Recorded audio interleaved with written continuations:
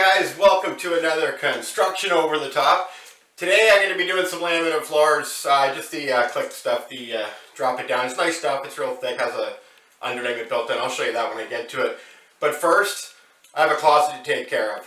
There's actually two of these in this room. There's one directly behind me and one built on the other side of the room, which isn't that far away. I just really crammed for space in here. The bed's like right here. I am like just crammed into a corner. But anyway, we decided that we're going to take one of these closets out. They're kind of in the way. They take up a lot of real estate. The room's not that big. So what I want to do is just get this out of here. We'll repaint the back wall because it's just plywood butted right up to the ceiling and everything. So just a few little holes to fix up and we'll be good to go.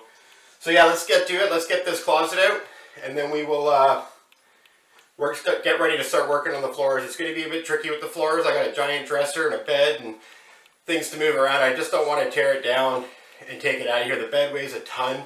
It's a big old sleigh bed, so I don't really want to get involved in moving it around. Well, moving it out of the room anyway. Alright, let's do it. Let's get on it. Let's get this stuff done. Just one more thing before I go. I hit my 10,000 views yesterday. Awesome, guys. I wouldn't have been able to do it without you guys. You guys were there. You guys watched my videos. So awesome. Thank you. Just remember, if you're new here, head on down, hit the subscribe button. I have new content coming out all the time, so it'd be awesome to see you there. Alright guys, I'll see you in a quick jiffy here while I get ready, get the hammers, and get ready to tear this thing out. Okay, let's get started. I'm taking these doors off. I'm just going to use my rock hammer here. I'm not concerned about saving anything else. So let's just get it off. Everyone's favorite part, demolition.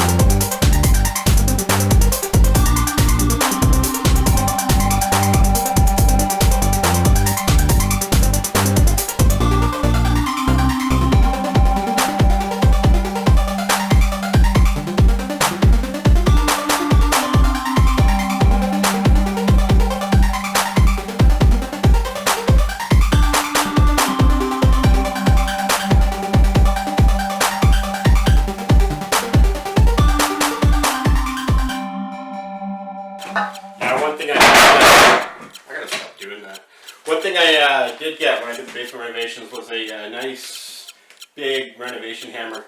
They're fantastic. Here, I'll bring it in. As you see, I've seen me use it a few times. But anyway, it's got like nail pullers in the top. It's got a straighter hook on the back for prying. And then it's got the nice heavy pleated end that used to be pleated. I've done a good number on it. Anyway, good hammer. It says anti-shock on it. As long as I don't get any grease on this rubberized stuff, it won't get too sticky. 7, 6, 5, 4, 3, 2, 1. You'll never have the sacred stone. Oh, this you crazy mother.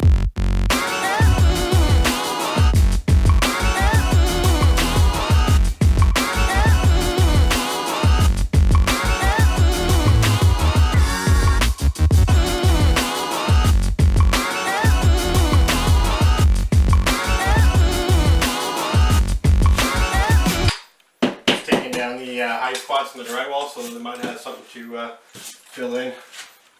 If you leave it proud, like any nail pops, or you leave them proud, there's nothing for the mud to sink into. So you got to nail down your those little high spots just so you can get the mud on there and whether it look proper.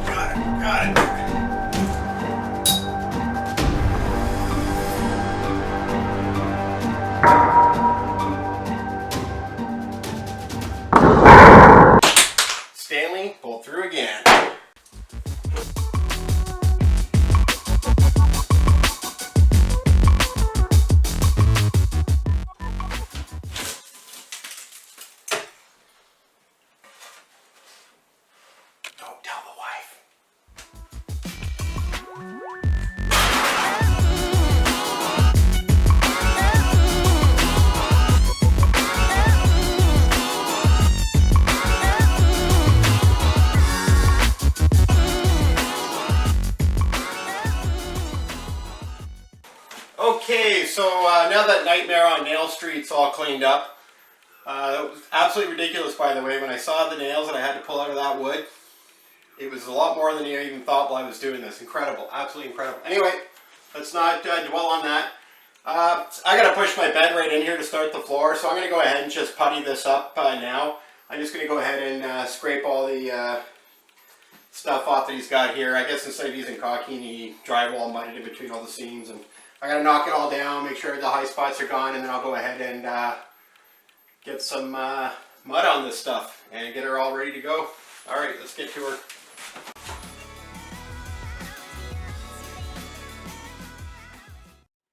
Okay, so what I'm doing, I'm just going to give it a quick skim over the nails, and then I'm also going to do where these boards were, just to level out the paint there, because there's a big transition from all the layers of paint where it wasn't painted in behind the boards. So I just use the small knife now to do the little holes. Just put on enough, scrape it off. Put on enough, scrape it off. Don't overdo it. A lot of people make the mistake of putting too much, and you're just wasting your time when you go to sand it. You'll be a lot quicker this way. Some holes are bigger than the others. Not the best putty knife for this. I'll use the bigger one when I get down to the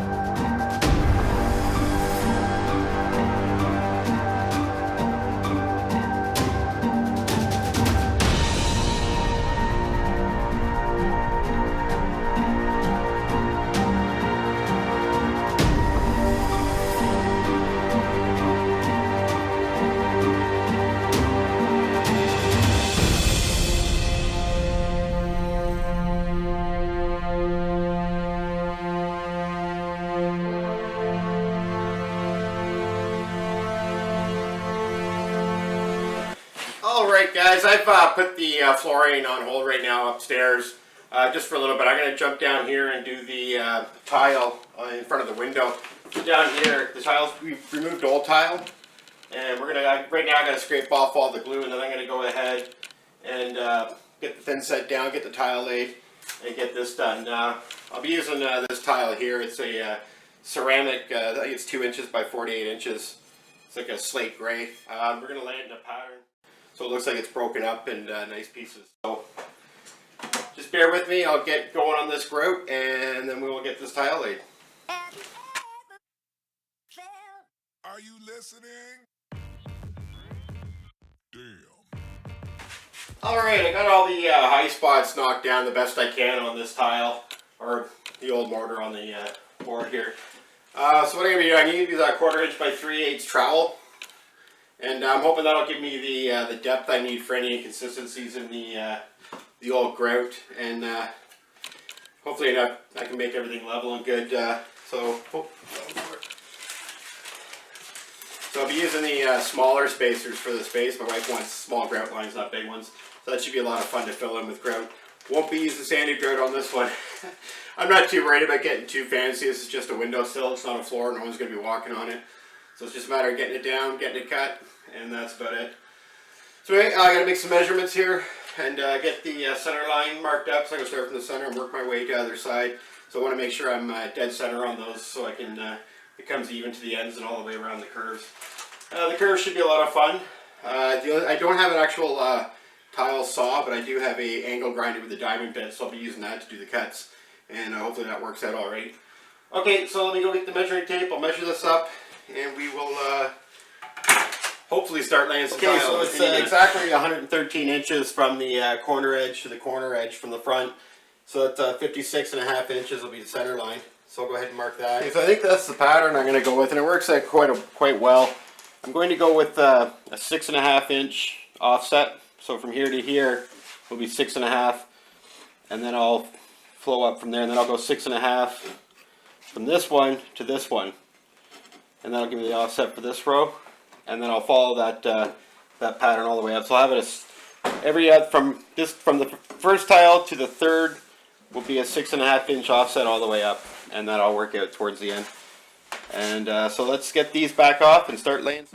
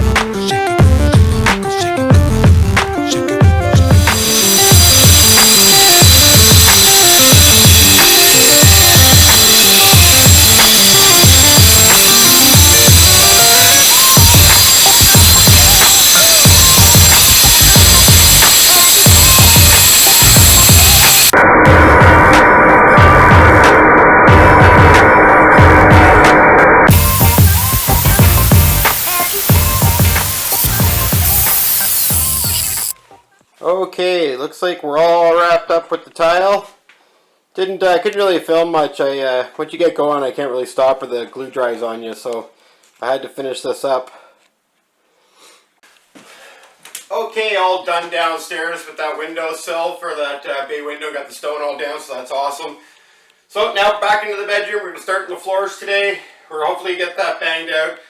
There's going to be a lot of moving going on. I got to do a little bit, move some furniture, do a little bit, move some more furniture, finish it off, then move everything back. I wish I had more room in this house to get the stuff out of here, but I don't. And everything else is just way too heavy to be moving around right now. So, especially by myself. Let's get to it. Let's get this going. And we will hopefully get it done pretty quick. I was going to do the sawing up here, but because everything's still in my room, I got like printers and electronics. I'm going to go ahead and just probably bring the saw back downstairs. It's just cut downstairs outside. So alright guys, let's get going. Let's get it done. Okay, so the first thing I'm going to need to do to lay the first board, messing behind there, is I'm going to undercut the trim here, just to get the first board underneath it. Now I can't really touch the door frame itself. We'll think about that one. But anyway, I'm going to cut the, it's 5/8 is the actual height. So I'm going to go ahead, take off about 5/8 of this, give or take, and then we can, I'll think about the door jamb. So let's get that. I'm going to use this cheap old cutter that I got here and see if she works. I know it works, just whether it cuts or not.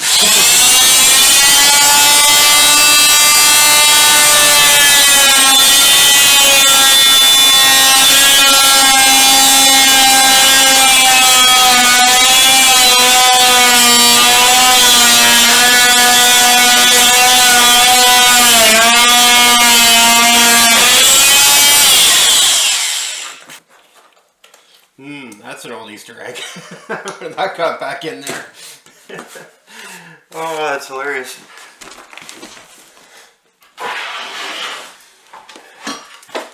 So I'm just going to do a fit here to see if this goes underneath. Back the camera, maybe. Nope. Not the straightest, but it'll do. Yeah, so what I might do is I just might notch the corner just to get underneath it there and butt up against the floor in the hallway.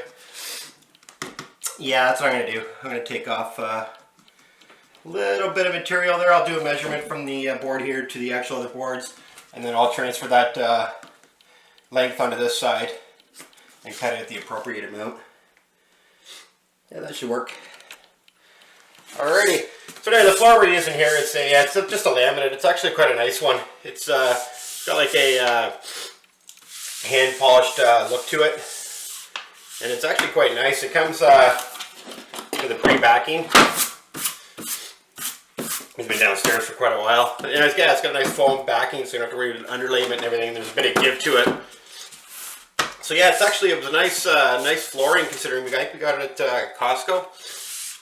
Yeah, I kind of like it. I actually like it nicer than the bamboo floors we put in the downstairs in the hallway.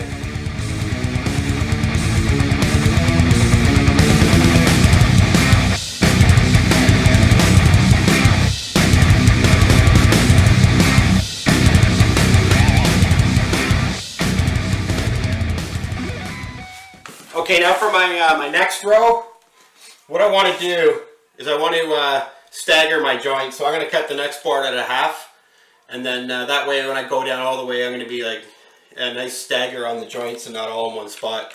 I mean, you could probably do like a 3/4 or whatever, you know, whatever your desire is for the look to be. But I'm going to go with half. It's nice and simple, nice and easy. Measure the board, cut her in half, and I'm good to go. And I mean, I don't have to be perfect every time, but it's not one of them crucial measurements in my books anyway. You'll never really notice it unless you look down the line. And the way I'm going with the boards, you're going to walk in looking down the wood, so you won't see any inconsistencies on the joints. And you know, but my OCD will probably kick in, and I'll probably get a bang on the money anyway. So anyway, let's do that and carry on again.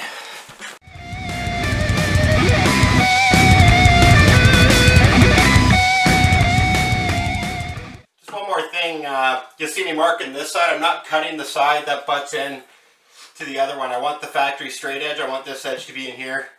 That and the grooves on the side. If I cut the groove off, I got nothing to lock in. So I'm going to transfer the measurement I took here to the other side, and that way we know we're pretty accurate.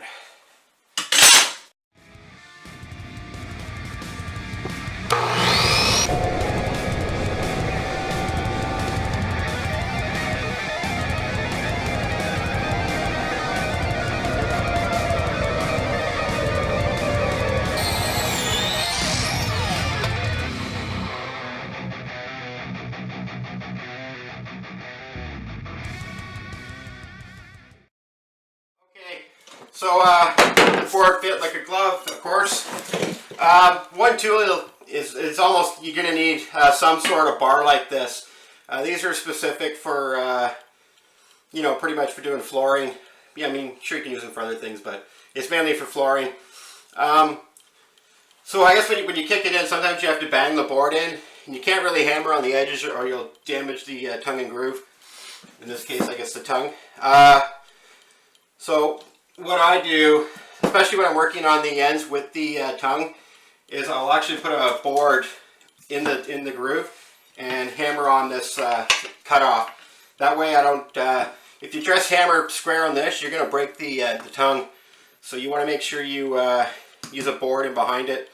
And again, for this case, because I'm hammering a board that I cut and there's no tongue, I can go ahead and just use this the way it is. And then I can just hammer it down for this groove to go in. Sometimes they're a little tricky, sometimes they go pretty good. Let's give it a whirl. There we go, perfect. So I'm nice and tight, everything looks good. I'm tight all the way across. Got my gaps looking good. So perfect. That's there, 3 rows down, another one to go. Probably another 2 or 3 rows and I'll be moving furniture. So another thing I gotta do just to you know, save a bit of time, I have to cut a lot of half boards, you know, just to keep the stagger. So what I'm going to do, my saw is downstairs outside. Don't want to make too much sawdust in the house, so I took it outside. So in case you guys did the same thing, I'm going to grab about 4 boards. I'm going to cut them all at the same time in half, bring them all in.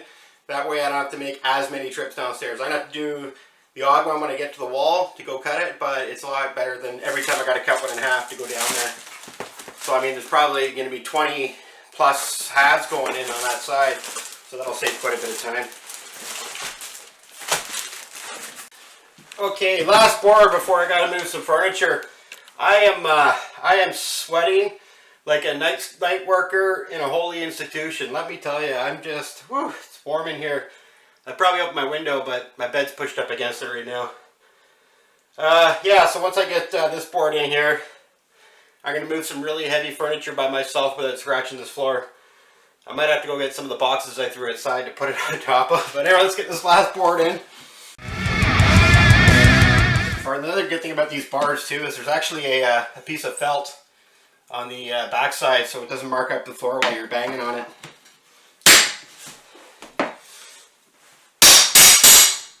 There, nice and flush, perfect. Now, time for me to move some heavy furniture. Not looking forward to this part.